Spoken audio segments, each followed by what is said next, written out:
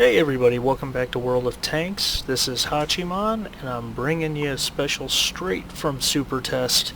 The replacement of the Tier 10 German tank destroyer, the WT Aug E100. This is the Grille 15. As soon as I saw Super Test was available, I installed and I went straight to this machine. And it's not a disappointment.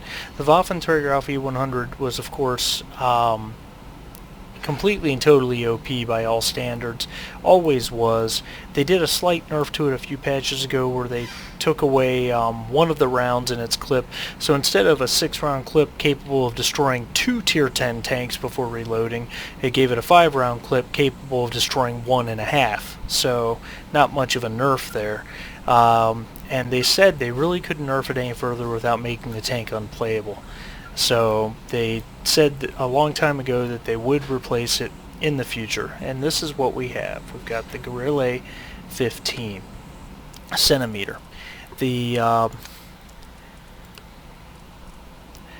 the summer of 1942, the German Army Weapon Agency concluded an agreement with the Krupp and Rheinmetall companies for designing a tank destroyer on the chassis of the Panther tank. It was planned to mount either a 128 or a 150, designated the Grille 12 Grille 15. And if you look at this, it certainly does look like a Panther tank. There's no question it's shaped like a Panther. The gun shield is mounted on the rear of the tank. It is not a full turret like the Waffenträger was, but it's got a very wide gun arc, and you'll see that in the replay. I'm going to go over the garage here, and then I'll have 2 replays for you. I apologize that there's no commentary on the replays. I was having some mic issues, but you'll be able to watch how the machine performs. Both of those were third-class replays. There's a lot of people playing these tanks. Every game I've been in's got 7, 8, 9, 10 of them. And I've had a couple better than third class since then, but I wasn't recording at the time, and I can't seem to get the test server replays to launch. So, in terms of crew, you've got a 6-man crew. Commander, you got to get 6th Sense on it. This can be very frustrating to play without 6th Sense. Gunner, I'm programming and training camo to start. Driver, I'm training preventive maintenance because I'm not running a fire extinguisher. I'll get there in a minute. Radio operator, firefighting. The first loader, safe stowage, and the second loader, adrenaline rush. So we're going to start here. This is new, very World of Warship style. You click it and it tells you everything you want to know.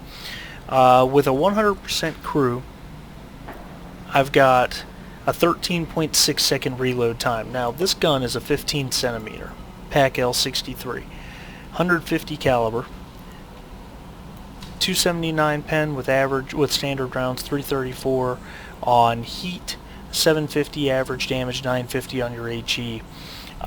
This is right in line with the other Tier 10 tank destroyers, say the American T110, E3, E4. This is exactly what their 155s do. This 0.27 dispersion and a 1.5 aiming time. That makes this the most accurate gun, not of Tier 10 tank destroyers, not of Tier 10 tanks, but the most accurate gun in the game. Now these stats right here take into account my crew, my equipment, and my consumables. And you can see I'm running chocolate. I'm running chocolate because this engine's only got a 15% chance of fire. So I feel safe enough taking the extinguisher off and putting on chocolate. I've played 15 games. I have not been set on fire yet. So with chocolate, I get a 13.6 reload time. I also have a gun rammer, of course. Gun moves pretty quickly, 21.81. Gun elevation, depression, 14 degrees elevation, 8 degrees depression, which is very good, pretty standard among German tanks, more than adequate. Gun traverse limits 50, 50 degrees either direction, so you've got a 100 degree field of fire. Excellent. With chocolate, I get a 1.4 aiming time, my dispersion drops to 0.25, and this tells me my damage per minute, 3304. I really, as a side note, I really like this. If this is the way 9.15 is going to look, this is wonderful because it allows me to change around my loadouts and I get to see the actual in-game effects. So what you have here is a gun that rarely will need to fire heat, and when it does, it'll pen anything. But you should rarely need to fire heat, and the HE round can do immense damage to lightly armored targets. Armor, non-existent. 30 degrees hull front, 16 side, 20 rear, 1800 hit points. This is all you need to know. If you're shot, you're going to get penned, period. Rarely are your tracks going to eat anything. Someone hits you, you're taking damage. Plain and simple. So that's why not being seen is what's so important. Mobility, 22.19 horsepower per ton. Very, very good. 60 kph top speed forward, 20 in the rear, in reverse I should say, and the machine will reach those speeds pretty easily, pretty adequately. You will find this machine is extremely capable of taking a shot and then completely redeploying. Concealment, 12.6 camo rating, the way I'm equipped. Okay. And 9.2 when moving. If you fire this big giant gun, your concealment drops from 12.6 to 1.32, and that's running chocolate. In other words, when you fire, you will be spotted. Period. That is all there is to it. I have camo on this tank. I've got a camo net on it. When you fire, you will be spotted. Every time you fire, you need to displace, especially if there's Arty. Arty loves to pick on this machine because a lot of your tier 10 Arties and even some tier 9s can one-shot this machine if it hits its head perfectly. Spotting, I've got a 407 view range, 785 signal range. Again, my chocolate's improving that a little bit, and I have binocs on the machine as well. Binocs, camo net, a gun rammer. I load 5 heat rounds. On the rare occasion I got to fire at the front of a mouse or an E100 or something along those lines. 20 AP and 5 HE. I run a repair kit, med kit, and chocolate. This machine has been a lot of fun to play. It really has so far, and it has even more solidified my sudden desire to go up that tank destroyer line. I was never really willing to grind through those glass cannons, but this gun is just so accurate. You will hit most of your shots, if not all of them, unless you're really just taking low percentage shots, which you will find yourself more apt to do because the gun is so accurate. So anyway, enough of that. I'm sure you guys want to see how the machine plays, so here we go.